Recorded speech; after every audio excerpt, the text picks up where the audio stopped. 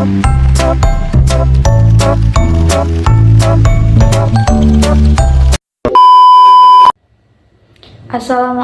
warahmatullahi wabarakatuh.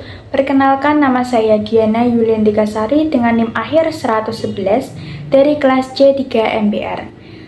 Di sini saya akan menjelaskan materi mengenai ayat dan hadis tentang hubungan kreditur dan debitur. Ada beberapa materi yang akan saya sampaikan. Yang pertama ada pengertian kreditur dan debitur. Yang kedua, perlindungan hukum terhadap kreditur sebagai pemegang hak jaminan dalam perkara debitur dan prestasi. Yang ketiga, kreditur dan debitur dalam Islam. Yang keempat, hubungan antara kreditur dan debitur. Yang kelima, ayat dan hadis tentang debitur dan kreditur. Dan yang terakhir, ada praktek kreditur dan debitur yang sesuai dengan prinsip syariah di masyarakat.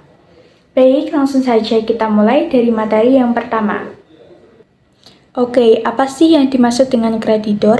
Kreditor merupakan pihak bank atau lembaga pembiayaan lainnya yang mempunyai piutang karena perjanjian atau undang-undang.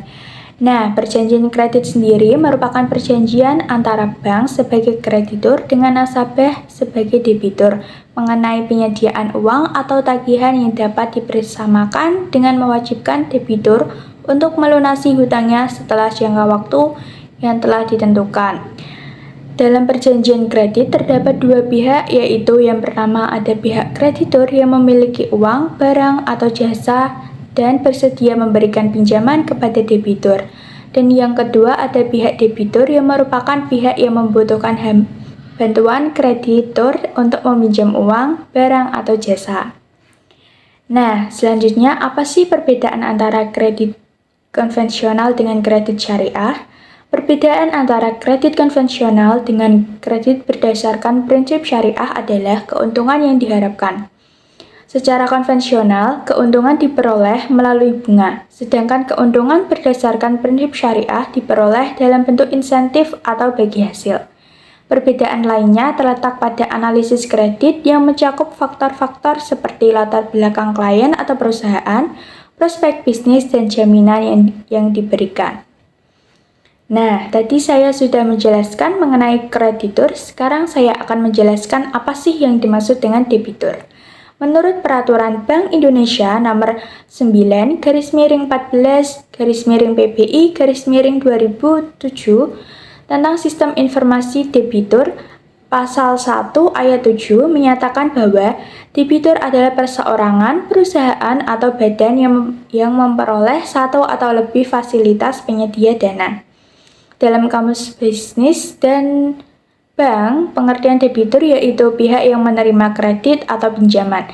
Sedangkan dalam Kamus Besar Bahasa Indonesia, pengertian debitur adalah pihak yang berhutang ke pihak lain, biasanya dengan menerima sesuatu dari kreditur yang dijanjikan debitur untuk dibayar kembali pada masa yang akan datang. Sebagai seorang debitur, terdapat hak-hak yang harus terpenuhi di antaranya. Yang pertama, memperoleh informasi mengenai produk dan layanan pinjaman yang akurat, jujur, jelas, dan tidak menyesatkan, memperoleh informasi terbaru yang mudah diakses. Yang kedua, mendapatkan penjelasan bila alasan pengajuan pembiayaannya ditolak. Yang ketiga, mendapatkan penjelasan mengenai hak dan kewajiban konsumen. Yang keempat, menyediakan penjelasan tentang biaya-biaya yang mungkin timbul. Yang kelima, mendapatkan kesempatan untuk memilih jika ditawarkan produk pinjaman dalam bentuk paket. Untuk materi yang kedua, ada perlindungan hukum terhadap kreditur sebagai pemegang hak jaminan dalam perkara debitur wan prestasi. Nah, apa sih wan prestasi? Wan prestasi adalah kondisi ketika salah satu pihak dalam perjanjian tidak memenuhi kewajiban yang telah ditetapkan. Ada gak sih perlindungan hukum terhadap kreditur sebagai pemegang hak jaminan dalam perkara debitur wan prestasi? Jawabannya ada. Nah, pinjaman bank diberikan kepada debitur berdasarkan perjanjian dan berasal dari simpanan nasabah.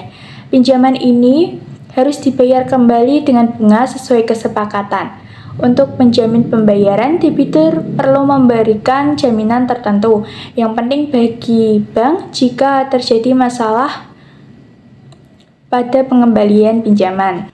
Perjanjian kredit merupakan kontrak antara pemberi pinjaman dan peminjam yang mencakup pengertian bahwa yang dipinjami adalah barang habis pakai. Nah, kreditur berhak mengambil tindakan terhadap debitur jika terjadi wan prestasi sesuai pasal 1131 dan 1132 KUH Perdata yang menyatakan debitur harus memenuhi kewajiban dengan semua harta yang dimiliki. Perjanjian kontrak kredit harus tertulis sesuai pasal 8 Undang-Undang Nomor 10 Tahun 1998.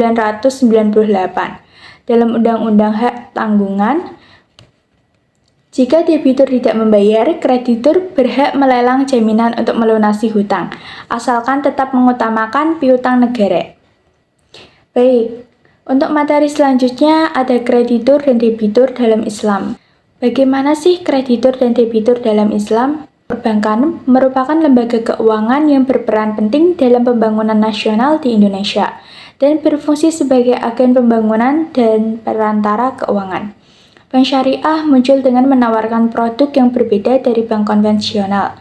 Dalam praktek pemberian kredit ada dua pandangan dalam Islam. Yang pertama membolehkan dan yang kedua mengharamkan, tergantung pada beberapa faktor. Menurut Profesor Dr. Haji Umar Syihab, bunga bank sekarang jauh lebih kecil dibandingkan bunga pada masa jahiliyah, sehingga tidak sepantasnya bunga bank diharamkan. Namun, kredit dengan bunga tetap dianggap haram dalam Islam. Sedangkan debitur dalam Islam merupakan individu atau entitas yang meminjam dari pihak lain, dengan konsep qarat yang berarti pinjaman. Islam menetapkan hak dan kewajiban bagi debitur dan kreditur, di mana debitur harus melunasi hutangnya sesuai kesepakatan dan meminjam dengan niat baik tanpa riba. Menurut Abu Bakar Ahmad bin Al-Razi Al-Jashash, debitur yang tidak membayar dapat dikenakan sanksi pidana berupa hukuman kurungan. Hal ini termasuk dalam hukum pidana Islam yang bertujuan untuk memberikan pengajaran dan mencegah tindakan serupa di masa depan.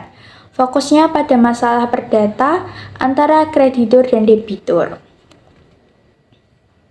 Untuk materi selanjutnya ada hubungan kreditur dan debitur.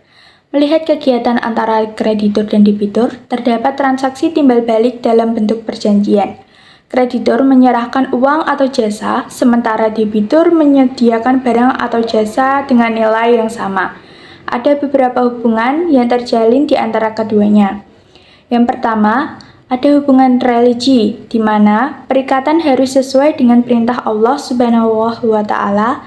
Yang kedua, ada hubungan ekonomi, di mana kedua pihak harus mempertimbangkan prinsip keseimbangan antara korban dan hasil yang diharapkan. Dan yang ketiga, ada hubungan sosial, di mana transaksi tidak boleh mengganggu kepentingan dan keseimbangan sosial. Meskipun ada kepentingan dalam mencari keuntungan, sifat sosial dalam hubungan saling membantu harus tetap ada, di mana masing-masing pihak saling membutuhkan dalam konteks masyarakat. Dalam perkembangan ekonomi ke depan, sifat globalitas juga penting. Materi selanjutnya yaitu ayat dan hadis tentang kreditur dan debitur. Ada beberapa ayat Al-Quran yang membahas tentang kreditur dan debitur. Untuk yang pertama, saya akan menjelaskan terlebih dahulu ayat dan hadis tentang kreditur. Yang pertama ada potongan surah Al-Ma'idah ayat 2 yang artinya, dan tolong menolonglah kamu dalam kebaikan dan takwa. Dan janganlah kamu tolong menolong dalam melakukan kejahatan dan kerusakan. Kemudian yang kedua ada surah Al-Baqarah ayat 245 yang artinya, siapakah yang mau memberi pinjaman kepada Allah, pinjaman yang baik, menafkahkan bertanya di jalan Allah, maka Allah akan melipat gandakan pembayaran kepadanya dengan lipat ganda yang banyak. Dan Allah menyempitkan dan melapangkan, dan kepadanya lah kamu dikembalikan. Selanjutnya ada hadis dari Abu Hurairah. Berbekal pengetahuan dan pengalaman Nabi Muhammad SAW sangat tegas dalam menyikapi hutang piutang, beliau pernah bersabda, dari Abu Hurairah dari Nabi Muhammad SAW bersabda, barang siapa yang mengambil harta seseorang atau berhutang yang bermaksud untuk membayarnya, maka Allah akan melaksanakan pembayaran itu.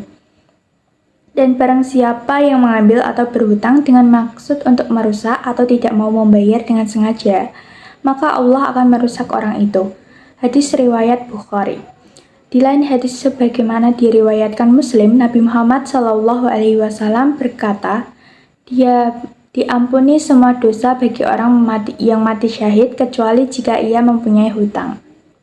Selanjutnya ayat Al-Quran yang membahas tentang debitur, yaitu yang pertama ada surah Al-Baqarah ayat 283 yang artinya, jika kamu dalam perjalanan dan bermuamalah tidak secara tunai, sedang kamu tidak memperoleh seorang penulis, maka hendaklah ada barang tanggungan yang dipegang oleh yang berpiutang.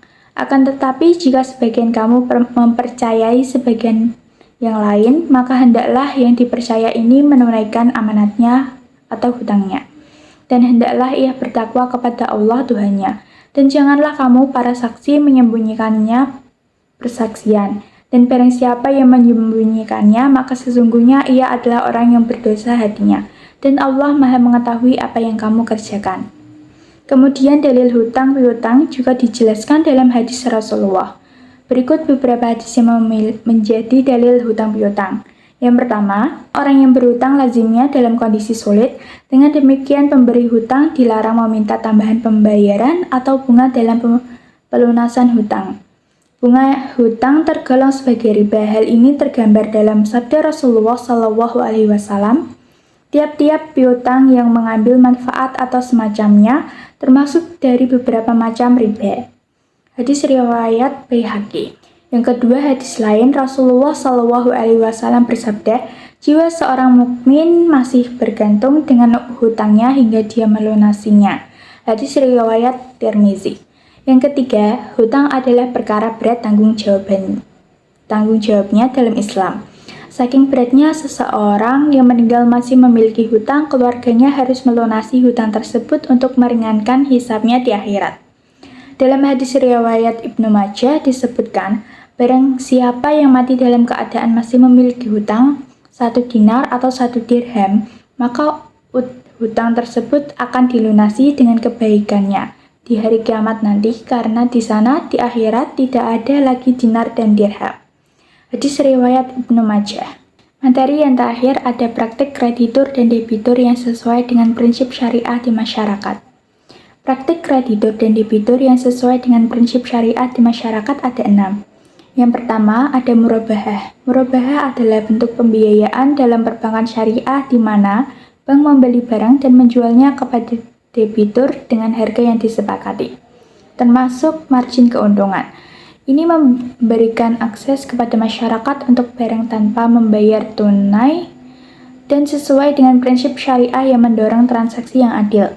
Yang kedua ada ijarah. Ijarah adalah perjanjian sewa-menyewa dalam perbankan syariah, di mana kreditur memberikan hak penggunaan aset kepada debitur dengan pembayaran sewa. Kreditur memiliki aset yang disewakan dengan syarat tertentu, dan debitur berhak menggunakan aset selama periode sewa tanpa kepemilikan. Yang ketiga ada musyarakah. Musyarakah adalah bentuk pembiayaan yang melibatkan kerjasama beberapa pihak untuk berinvestasi dalam proyek. Semua pihak berkontribusi modal dan berbagi keuntungan serta risiko dengan penekanan pada transparansi dan keadilan dalam pembagian. Yang keempat ada mudharabah. Mudharabah adalah kerjasama antara dua pihak di mana satu menyediakan modal dan yang lain mengelola usaha. Keuntungan dari usaha dibagi sesuai kesepakatan dalam kontrak. Yang kelima ada qardul hasan, adalah produk pinjaman tanpa bunga yang bertujuan membantu yang membutuhkan, baik individu atau usaha. Ini merupakan bentuk bantuan sosial dengan harapan debitur dapat mengembalikan pinjaman sesuai kesepakatan. Dan yang keenam ada suku. Suku adalah instrumen keuangan syariah berupa surat utang untuk membiayai proyek sesuai prinsip syariah. Kreditur membeli sukuk yang diterbitkan oleh debitur, mendapatkan pendapatan dari hasil investasi tanpa bunga. Sekian materi yang bisa saya sampaikan. Saya mohon maaf apabila ada kesalahan dan kekurangan dalam penyampaian saya. Saya mohon maaf yang sebesar-besarnya. Assalamualaikum warahmatullahi wabarakatuh.